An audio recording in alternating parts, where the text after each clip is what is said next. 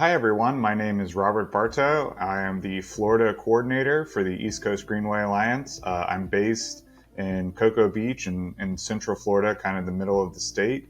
And I work all up and down from the state line in Fernandina Beach, all the way down to the southernmost point in the U.S. and the Florida Keys, and everywhere in between to help promote and develop the East Coast Greenway in Florida. Florida is the largest single state along the East Coast Greenway route. I'll bring up a map here.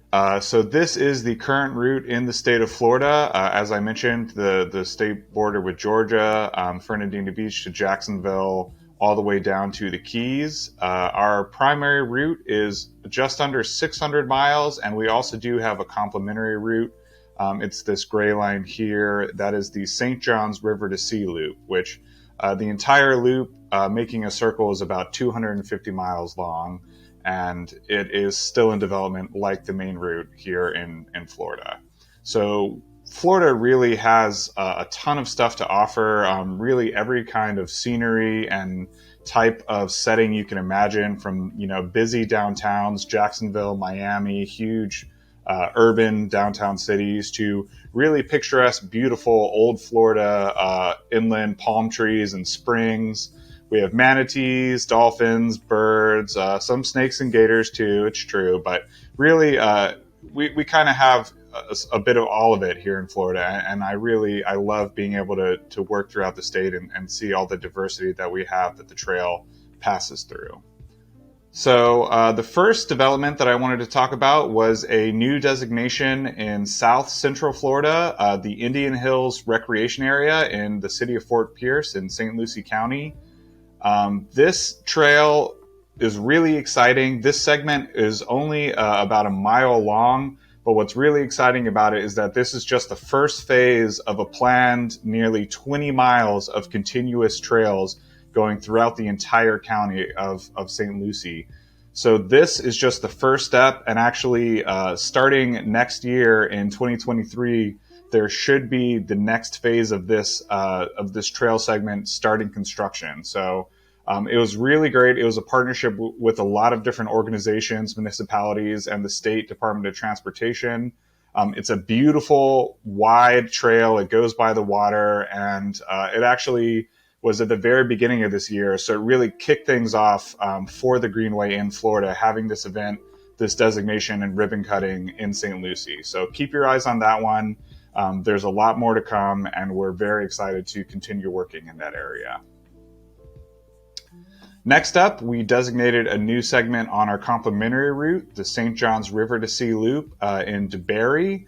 This segment was about 3 miles long. As you can see on the right there, it's a beautiful, wide trail, nice asphalt, going through some really picturesque rural Florida, all kinds of scenery, not just those telephone poles there. There's an amount of wildlife, and this connector actually passes by several state parks, natural springs that you can see manatees at and swim in or camp at.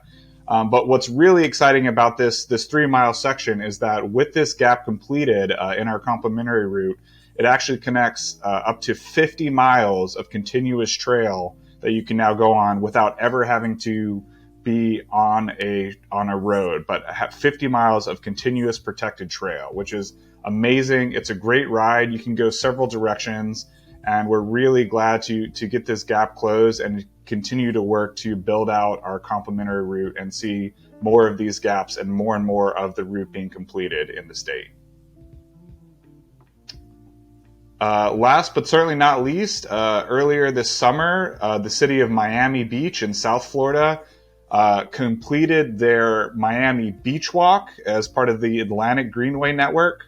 And this was really exciting. This section was actually already designated for the Greenway. This wasn't technically a new designation, but previously it was an old unenhanced boardwalk. And as you can see on the picture on the right there, it's now a huge, beautiful patterned bricked pathway that actually goes through the entire north to south boundaries of the city of Miami Beach, about 7 miles, completely done for the Greenway through the city limits. So a huge success, really exciting, and a beautiful trail in South Florida. So highly recommend checking that out if anyone is visiting Florida to get away from the cold up north.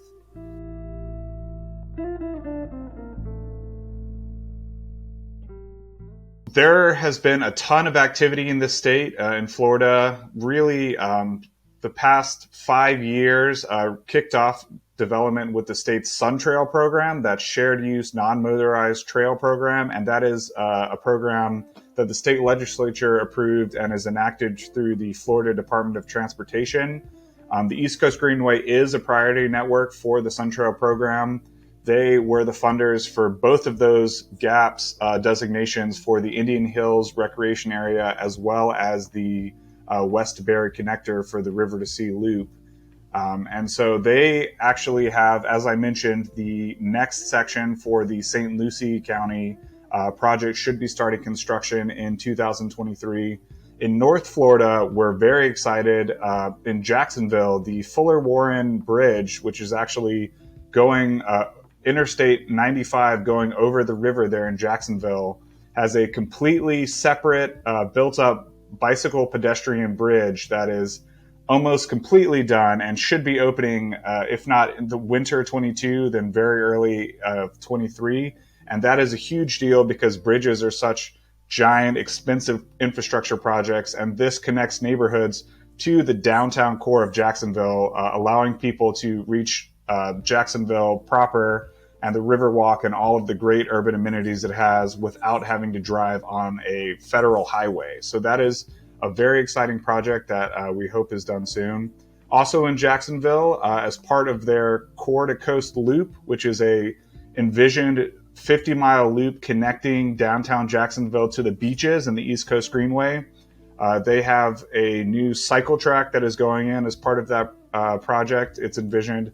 It's called the Hogan Street Connector, and it's a two-way cycle track protected for bikes, again, in the heart of downtown Jacksonville. Something else to look forward to, in South Florida, the Miami Underline is having its second anniversary, and their phase 2 of their trail should be completed in summer or fall of 2023.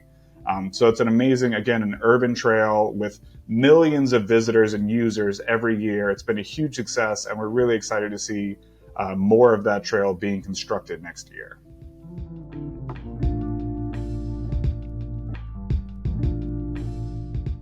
So I have not ridden the entire route in Florida, but I do travel, as I mentioned, all up and down the state for meetings, to meet with partners, advocates, municipalities, state government.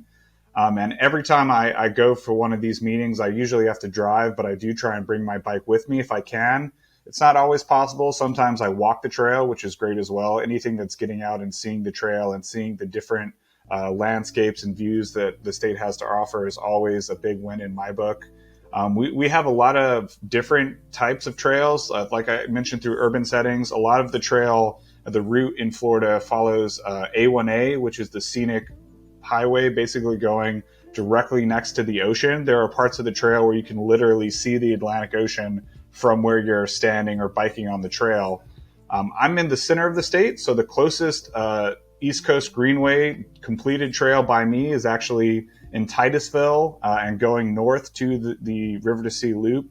It's the East Central Regional Rail Trail, and it is part of that 50 miles continuous paved trail that I mentioned earlier. It's the closest part of the trail to my house, and it's an amazing ride. It's got portions of shade. It has some trailheads with amenities, bike repair stations, water fountains, stuff like that. But always a good long weekend ride when I can get out there. Another highlight in the state, in North Florida, the Amelia Island Parkway and Timucuan trails. Those are about 20 miles of continuous trail that goes through state parks. It goes by the Atlantic Ocean. It has scenic bridge overlooks. It's really got everything. It's a beautiful trail, a beautiful part of the state, and I highly recommend it to anyone visiting to check it out and ride it or walk it, hike it for themselves. So I know I covered a lot today. Happy to take any questions. I want to thank everyone on the call and watching the recording for your time and interest in the Greenway in Florida and beyond. If there's any questions about any specifics of the trail, anything I talked today about, or anything in general, I'm happy to take your questions.